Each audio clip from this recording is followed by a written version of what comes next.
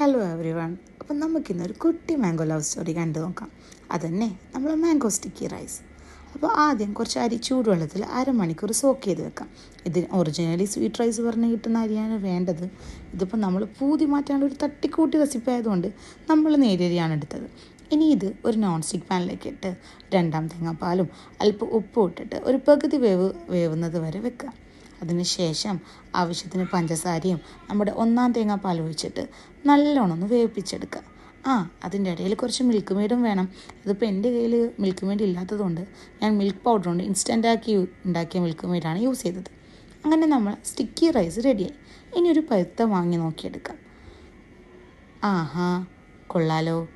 എന്നാൽ പിന്നെ ഒരു ട്രാൻസിഷൻ ആവാം. അപ്പോൾ നമ്മൾ മാങ്ങ റെഡിയായി. ഇനി അടുത്തത് നമുക്ക് ഈ സ്റ്റിക്കി റൈസിനെ ഒന്ന് സെർവ് ചെയ്യാം.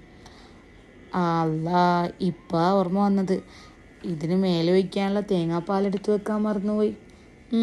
സാരമില്ല. ഇനിയിപ്പോൾ പിന്നെ 2 തേങ്ങ ചിരണ്ടി പാലെടുക്കുക എന്ന് പറയുന്നത് കുറച്ചധികം മടിയായതുകൊണ്ട് നമുക്കിപ്പോൾ ഇങ്ങനെ അഡ്ജസ്റ്റ് ചെയ്യാം അല്ലേ?